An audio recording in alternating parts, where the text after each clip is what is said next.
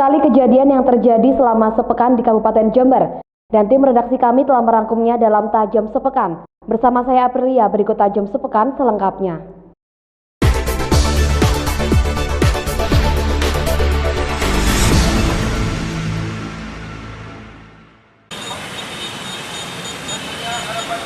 Sambil berorasi, ratusan buruh berbagai perusahaan di Jember ini menggelar aksi damai peringati Hari Buruh Internasional. Setelah menyanyikan lagu Indonesia Raya, para buruh ini menuntut agar upah mereka ditingkatkan sesuai UMK, sembari berorasi di depan kantor Pemkab Jember. Hari Buruh baginya momentum penting untuk mengingatkan penguasa dan pimpinan perusahaan agar menepati janji-janjinya demi kesejahteraan para buruh. Karena yang terjadi di Jember saat ini, para buruh masih belum mendapatkan UMK sesuai harapan dan tidak layak. Para buruh menuntut buruh meminta agar regulasi UMK sebesar 1,7 juta rupiah di Jember yang telah disepakati sejak 1 Januari 2017 segera direalisasi. Jika tidak, buruh mengancam akan melakukan demo besar-besaran untuk menuntut upah minimum kabupaten tersebut. Yang lebih baik, harapan dari kami termasuk aksi damai dan ta'aruf dalam rangka Hari Buruh Internasional atau May Day 2017 Kabupaten Jember, khususnya keluarga besar Sarmusi. Tentunya harapan dari kami, keluarga besar Sarmusi bisa adanya perubahan-perubahan yang lebih baik tentunya di Kabupaten Jember, khususnya para pekerja ya, karena masih banyak pekerja yang belum mendapatkan haknya, terutama hak UMK di Kabupaten Jember. Di saat ini 2017 berlaku per 1 Januari 2017 harusnya 1.763.500 ini bisa dirasakan. Tapi masih banyak para pekerja yang belum mendapatkan itu. Yang kedua, jaminan sosial ketenagakerjaan yang seharusnya bisa didapatkan oleh mereka.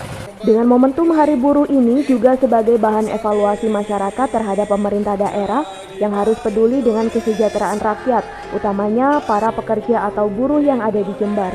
Dari alun-alun Jember, Yudis Adi, Jember 1 TV melaporkan.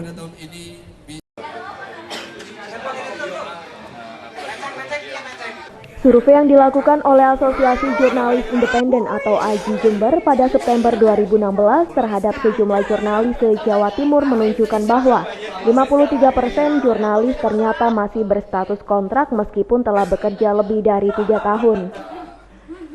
Bahkan sebanyak 59% jurnalis juga tidak memiliki asuransi kesehatan dan keselamatan kerja. Menurut Bendahara AJI Kabupaten Jember, Alfian, data tersebut menunjukkan bahwa sejumlah perusahaan media, khususnya di wilayah Tapal Kuda, masih melakukan pelanggaran terhadap Undang-Undang Ketenagakerjaan tentang berbagai hak pekerja, termasuk gaji yang masih di bawah standar upah minimum kabupaten serta jaminan kesehatan. Oleh sebab itu, AJI Jember membuat 3 tuntutan. Salah satunya adalah mendesak Dinas Ketenagakerjaan dan Kementerian Tenaga Kerja untuk meningkatkan pengawasannya dan memberikan sanksi pada perusahaan media yang melanggar Undang-Undang Ketenagakerjaan. Kepada Dinas Tenaga Kerja dan Kementerian Tenaga Kerja untuk meningkatkan pengawasannya dan memberikan sanksi kepada perusahaan media yang melanggar Undang-Undang Ketenagakerjaan. Yang kedua, kepada seluruh perusahaan media untuk memenuhi kewajiban menyejahterakan pekerja media sesuai dengan Undang-Undang Ketenagakerjaan. Yang ketiga, kepada jurnalis dan seluruh pekerja media agar membentuk serikat di dalam perusahaan, karena kalau tidak berserikat tidak bisa. Kadang-kadang kalau misalnya sendiri itu nanti ada ancaman di PHK lah, diberhentikan dan tidak diberikan pesangon. Nah, ini kan juga termasuk intimidasi. Kadang-kadang kan nggak tahu kan teman-temannya yang lain kan. Nah, ini nggak bisa kayak gitu. Dari Jember, DKAJI Jember 1 TV melaporkan.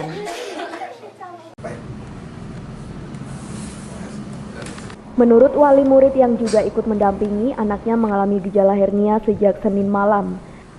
Siswa atas nama Ivan ini mengaku sakit bila beraktivitas seperti halnya duduk dan hanya bisa berbaring. Saat mengikuti ujian pun demikian, Ivan mengeluh sakit bila harus mengerjakan soal dengan duduk di bangku seperti pada umumnya. Akhirnya pihak sekolah memfasilitasi Ivan yakni dengan mengerjakan soal ujian di ruang guru sambil berbaring di atas matras UKS. Hernia. Jadi ujiannya di tempat tidur ya? Iya, Pak, duduk sakit katanya. Duduk sakit? Iya, jadi sakit. Tapi mampu Bu mengerjakan itu? bisa ya. Kalau orangnya kan nggak mau. Sementara itu, Kepala Sekolah SMPN 7 Jember, Syaiful Bahri menuturkan untuk UNAS di sekolahnya berjalan dengan lancar. Namun memang ada satu siswa yang harus mengerjakan soal UNAS di ruangan khusus dikarenakan sakit hernia.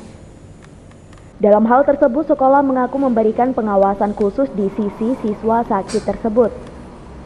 Semuanya hadir, hanya satu orang yang harus mengikuti di ruang kantor karena kebetulan mulai kemarin ada gejala hernia, sehingga yang bersangkutan dijaga oleh koordinator pengawas di ruang tata usaha. Untuk pengawasannya seperti apa itu, Pak? Untuk pengawasan yang secara umum silang penuh kita ya. Jadi antar sekolah satu Subrayun kita silang penuh. Jadi pengawas yang ada di sini itu berasal dari sekolah-sekolah di anggota Subra.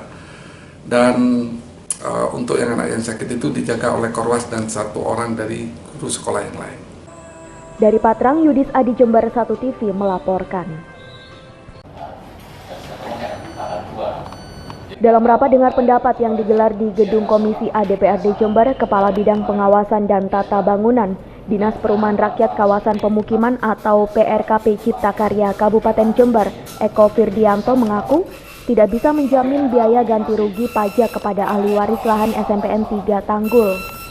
Karena anggaran yang disiapkan Pemkab adalah anggaran pengadaan, bukan anggaran ganti rugi, sehingga dikhawatirkan anggaran tersebut tidak bisa dicairkan jika digunakan untuk ganti rugi pajak yang sudah dibayarkan ahli waris, meski anggaran untuk pemisahan dan sertifikasi tanah sudah ada di Badan Pengelolaan Keuangan dan Aset Daerah.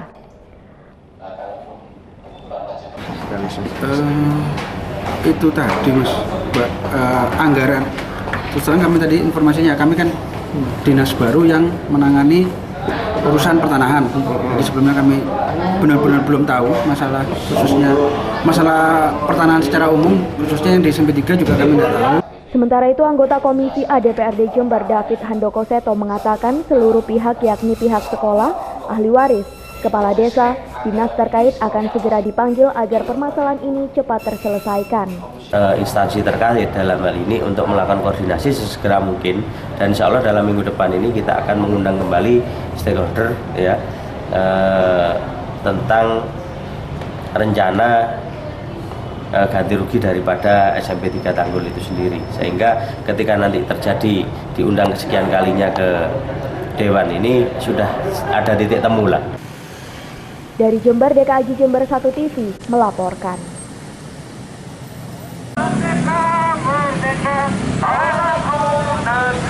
Aksi tersebut diawali dengan orasi yang dimulai dari depan Kodim Jember, berjalan kaki ke kantor Pemkab Jember.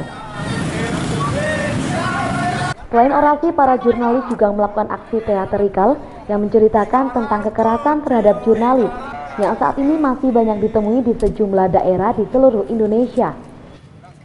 Dalam aksinya, para jurnalis menginginkan adanya sinergi yang baik antara pemerintah daerah terkait keterbukaan informasi serta mengutuk kekerasan yang terjadi terhadap jurnalis di seluruh Kabupaten Jember. Bukan berkorban kekerasan. Tuntutannya khususnya kepada Bupati Jember untuk menandatangani komitmen ramah jurnalis. Intinya melindungi, menghargai kinerja jurnalis di Jember. Sejauh ini gimana? Sejauh ini saya rasa untuk instansi pemerintahan sendiri masih kurang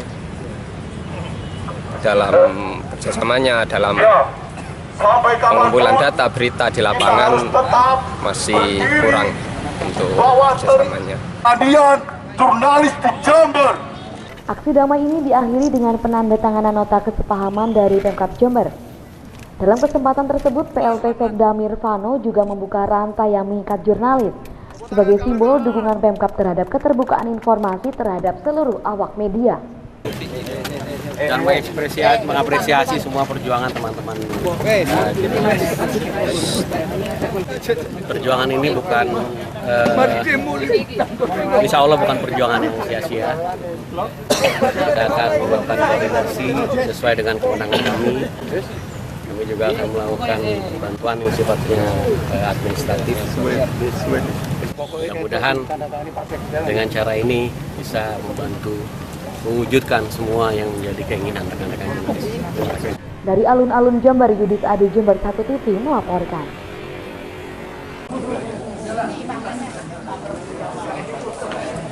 Dengan memakai seragam sekolah, Ayu Widianisi yang ditetapkan tersangka dan Yeni Amelia Windy sebagai saksi dan keduanya warga desa Kemuning Lor, Kecamatan Panti, mendatangi kantor Pengadilan Negeri Jember dan didampingi orang tua masing-masing. Kedatangan bocah ini untuk mengikuti persidangan kedua dengan agenda mendengarkan keterangan saksi yang dihadirkan oleh jaksa penuntut umum. Mereka berdua harus menjalani proses hukum setelah mengalami kecelakaan di Jalan Tisno Gambar, Kecamatan Bangsal Sari beberapa waktu yang lalu. Mereka mengendarai motor metik milik orang tuanya tanpa SIM dan helm juga SNK. Kasus ini mencuat karena orang tua Windy sebenarnya bermaksud memperkarakan pengendara mobil Yaris yang dinilainya tidak bertanggung jawab karena biaya pengobatan operasi patah tulang terpaksa ditanggung keluarga korban. Namun kenyataan tak sesuai dengan harapan. Sebab nyatanya jalur hukum yang dipilihnya bukan menguntungkan baginya, namun malah menyeret anaknya dan teman sekolahnya yang masih berusia 11 tahun itu ke kursi pengadilan. Dalam persidangan tertutup selama 3 jam tersebut, 4 saksi dihadirkan di hadapan majelis hakim, termasuk pengendara mobil yang dijadikan korban. Nanti ada putusan baru akan disampaikan secara keseluruhan laporan atas putusan. Sidang berikutnya apa? Yang berikutnya karena si anak akan menghadapi ujian, maka sidangnya ditunda sampai hari Selasa tanggal 30 Mei. 30 Mei ya? 30 Mei. Namun demikian keterangan saksi dari jaksa penuntut umum mendapat respon dari penasihat hukum Ayu yang menilai tidak sesuai dengan berita acara pemeriksaan sehingga apa yang ada di BAP tidak bisa diterimanya. Karena berkaitan dengan si terdakwa ujian ya, kita kan harus menghormati juga dan juga si anak ini kan butuh pendidikan gitu. Jadi intinya kita harus memberikan waktu luang untuk mengikuti ujian sekolahnya. Saksi yang meringankan nanti di tanggal 30 akan kita ajukan saksi yang melihat juga posisi bahwasannya yang melanggar marka itu sebenarnya adalah kendaraan Yaris. Sehingga apa yang di dalam BAP tidak harus serta-merta kita terima. Jadi kalau memang ada konfrontir dengan saksi yang lain itu bisa dibantah semacam itu. Persidangan ditunda hingga tanggal 30 Mei setelah majelis hakim menyetujui permohonan karena terdakwa yang kini masih duduk di bangku sekolah dasar Kemuning Lor 1 harus mengikuti tahapan ujian yang diselenggarakan oleh pihak sekolah. Dari Jember, Yudis Adi Jember 1 TV melaporkan. Suasana kedatangan jenazah Abdul Salam korban kecelakaan di Malaysia menuai rasa kedukaan yang dalam pada keluarga korban dan kerabat. Suasana histeris keluarga korban tak bisa ditahan saat peti jenazah diturunkan dari mobil ambulan. Melihat Abdul Salam pulang sudah ada dalam peti mati membuat pihak keluarga semakin histeris dan membuat isak tangis semua keluarga dan kerabat.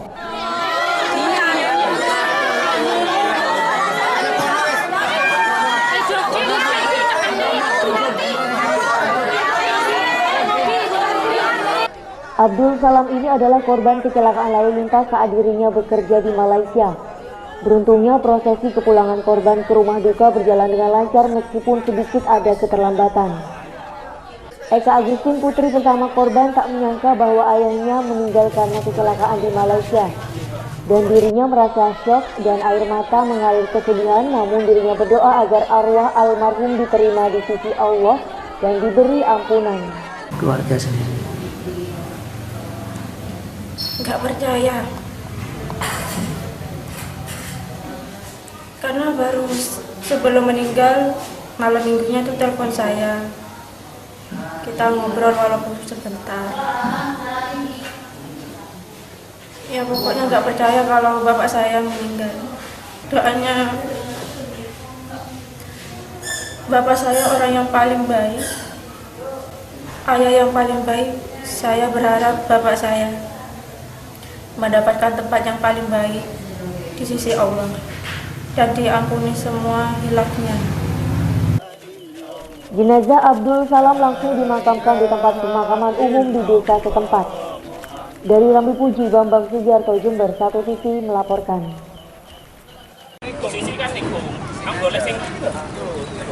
Dengan dipimpin langsung oleh Kasat Lantas Polres Jember beserta Kabid Angkutan Dinas Perhubungan serta Kepala Terminal Tawang Alun Jember, petugas langsung memeriksa kelayakan ban pada bus yang terparkir di terminal. Terlihat beberapa armada bus mempunyai ban yang tidak layak seperti vulkanisiran dan sudah gundul. Hal tersebut langsung diberikan peringatan oleh petugas agar segera mengganti ban yang baru. Bila tidak diganti, izin berangkat akan dicabut. Setelah itu petugas langsung mengecek kelayakan rem, surat-surat serta dilanjutkan dengan tes uji emisi gas buang. Giat ini juga sebagai bentuk persiapan bertahap untuk menghadapi arus mudik lebaran khusus bagi yang akan menggunakan armada bus saat mudik dari Jember. Tak hanya itu, petugas juga memberikan himbauan bagi masyarakat yang menggunakan angkutan bus agar memilih armada terbaik untuk melakukan perjalanan. Bila di jalan terbukti bus tidak layak ataupun ugal-ugalan dapat dilaporkan ke petugas setempat. Petugas juga memberlakukan tilang langsung bagi para awak bus yang tidak bisa menunjukkan kelengkapan surat-surat seperti SIM, STNK maupun data uji KIR.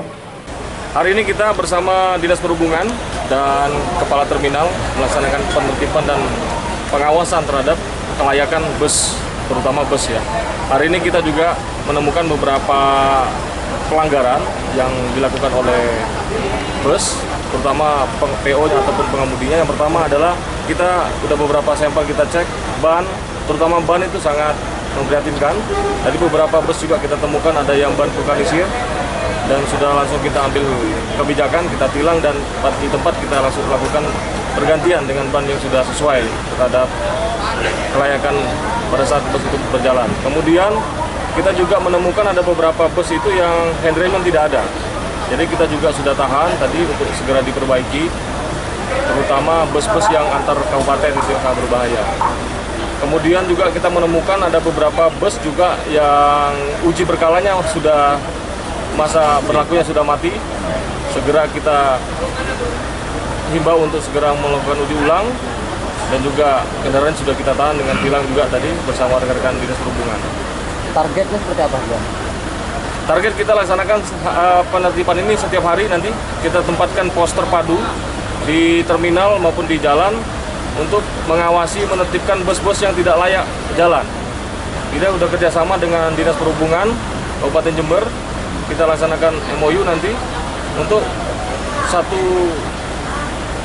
satu persepsi, satu kesepakatan mendirikan pos terpadu untuk melaksanakan penertiban terhadap bus-bus yang tidak layak untuk jalan. Upaya yang dilakukan sekarang. Dari Terminal Tawang Alun, Yudis Adi Jember 1 TV melaporkan.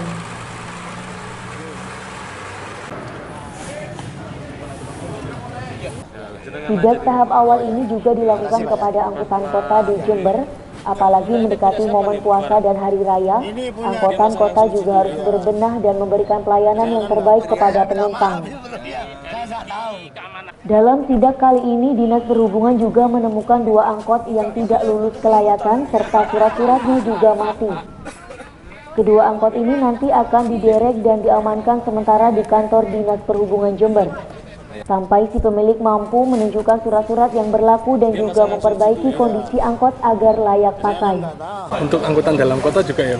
Iya, kita sudah secara bukan diam-diam ya, secara persuasif dan intensif kita rutin kita operasi, dan ini udah ada kita kandangkan 1 atau 2 Pak Leon? Ada 3. Ada 3 yang udah kita kandangkan. Nah ini sudah kita rutin sampai dengan mereka melakukan cek and recheck oleh perusahaan masing-masing, dan kita harapkan masyarakat juga menggunakan angkutan umum yang layak aja. Kalau memang sekiranya nggak layak, nggak usah naik. Tanyakan ke petugas di terminal mana yang kira-kira bis itu layak atau enggak, itu pasti dari petugas terminal tahu. Saya harapkan seperti itu, karena memang ini untuk menjaga kita semua. Dari Terminal Tawang Alun, Yudis Adi Jember 1 TV melaporkan.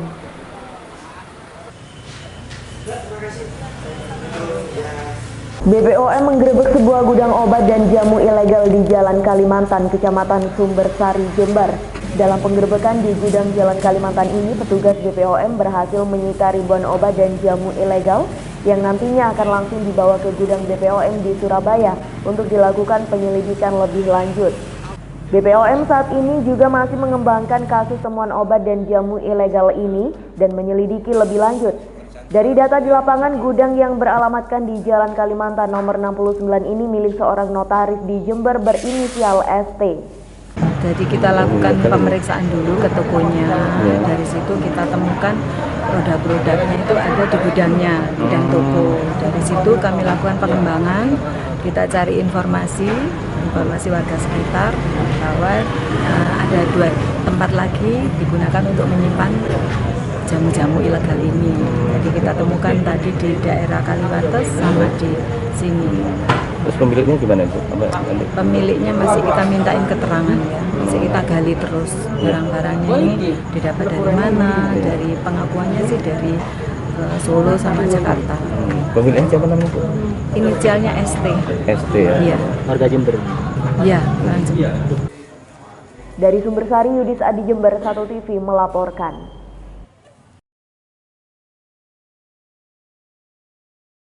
Pasca turunnya putusan class action beberapa waktu lalu, ternyata masih banyak hak-hak pedagang pasar Kencong yang belum diberikan sesuai putusan pengadilan. Salah satunya adalah pengembalian uang muka pembelian kios.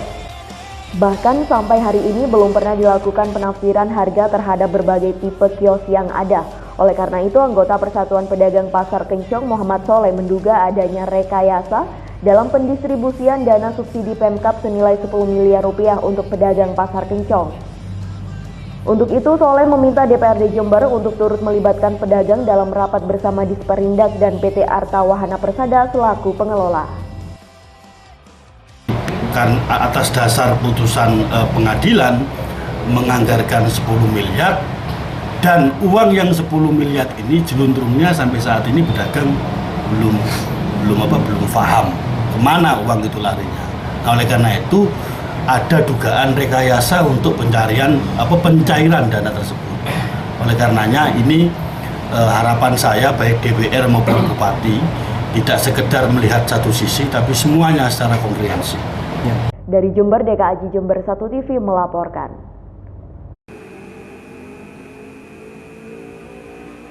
Tempat sepi dan gelap di sekitar pertokoan Jalan Hayam Wuruk Jember ini sering menjadi tempat amoral oleh muda-mudi hingga pagi hari, sehingga warga sekitar yang kesal sudah melaporkannya kepada petugas keamanan. Satpol PP Pemkab Jember pun langsung melakukan patroli di tempat yang sering dibuat mesum tersebut. Sepasang muda-mudi pun berhasil diamankan dan dibawa ke markas Satpol PP untuk dilakukan pemeriksaan. Menurut Komandan Regu 4 Satpol PP Pemkab Jember Mukti Kurniawan, patroli rutin akan terus ditingkatkan menjelang Ramadan untuk menjaga keamanan dan ketertiban masyarakat. Kita kebetulan tadi berada di sekitar Roxy, pertokoan Roxy. Di situ sering ada indikasi berdasarkan laporan warga. Itu ada perbuatan-perbuatan yang tidak senonoh atau amoral, itu maka kita tertibkan.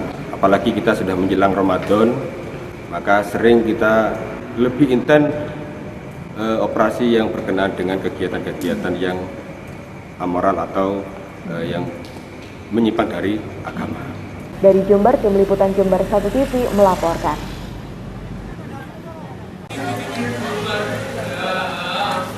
SMA Satya Dharma Balung menggelar acara sirami air kembang yang diikuti 62 siswa. Siraman air kembang yang digelar saat ini sebagai bentuk rasa syukur atas lulusnya para siswa dan siswi. Satu persatu para siswa yang didampingi oleh wali murid masing-masing menerima siraman air kembang dari Dewan Guru, serta alunan doa terucap dari Dewan Guru untuk siswa yang lulus saat ini. Menurut Kepala Sekolah SMA Satya Dharma Balung, kegiatan siraman air kembang yang saat ini digelar dalam rangka merayakan kelulusan dan kegiatan tersebut sebagai kegiatan tradisi sekolahnya dan dilakukan secara rutin saat perayaan kelulusan siswa. Gini Mas ya, seperti biasanya menjadi karakter atau ciri khas sekolah SMA Satya Dharma setiap tahun dalam kelulusan mesti membiasakan anak-anak acara siraman. Sebenarnya siraman itu penuh makna. Di samping itu adalah budaya atau tradisi. Yang kedua, dengan kucuran air yang disiramkan pada anak-anak didik kita dengan harapan teriring doa agar anak-anak ini hatinya menjadi tenang, pikirannya cemerlang, sehingga bisa mencapai prestasi yang gemilang.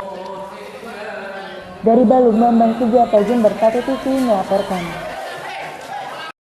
Dan pemirsa, informasi tadi sekaligus menutup jumpa kita di Tajam Sepekan kali ini. Anda juga dapat menyimak informasi tadi di website kami di www.satutv.co.id. Saya Aprilia bersama seluruh kerabat kerja yang bertugas mohon undur diri dari hadapan Anda. Terima kasih atas kebersamaannya. Sampai jumpa dan salam Satu TV.